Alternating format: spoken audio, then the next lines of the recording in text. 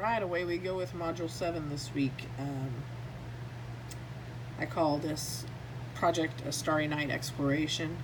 It would be geared at a high school art class, probably one that's a little more advanced. I think we're all probably familiar with Vincent van Gogh's work in the Impressionistic style. First and foremost, for the instructor-centered teaching strategy, I would envision using pictures to demonstrate the steps.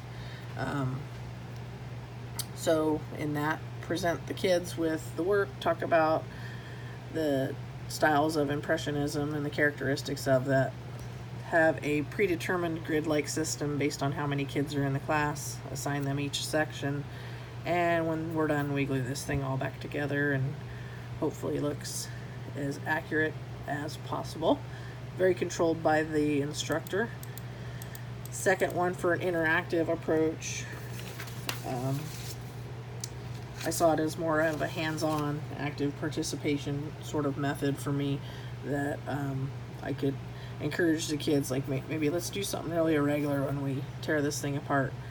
And in that, you know, if you're this kid partnered with this kid, you better make sure your things line up. So I think the kids would be definitely more interactive with one another through that method. And moving on, the individualized method, again, using visuals as my teaching strategy. I think that's going to be a recurring thing for an art teacher. Regardless which method you choose, I think there's always a visual portion of it. So in this one, it would just be for a kid to pick up a packet that was pre-prepared, had every instruction needed. They would select an area that represents about a third of the painting, recreate it themselves. It could be in a regular shape, however they choose to do it, and it gets pieced back into the final piece for their representation of it. Probably something used a little bit more for an advanced artist or someone just a little more self-motivated, or maybe even just kind of your introverted student. Last but not least, the teaching strategy for experiential would be visualizations. Again, visuals are going to be huge in art. The cool thing here in reading the visualizations is that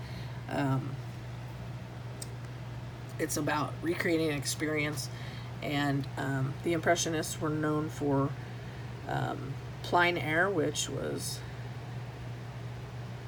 made possible through the use of field easels and paints being in tubes, and they could go out and paint exactly what they saw. So this would be like kind of an after hours project that I would assign to the kids to do on their own, and the outcomes could totally vary based on what they see in their own environments.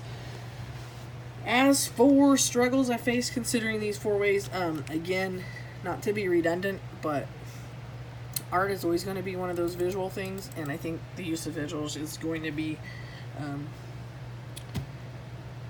almost a daily thing.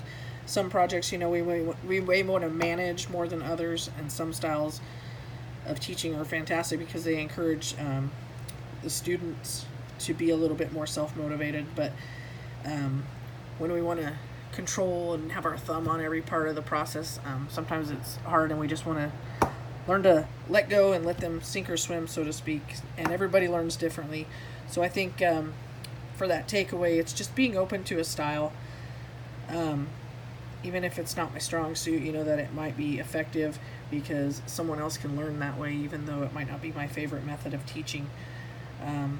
You know, the students' successes are really up to them as much as it's my job to educate them. But I think versus just straight lecturing that bores kids, it's certainly helpful for me to see and explore all these other interactive methods, and just to get the kids excited about art. And that's it.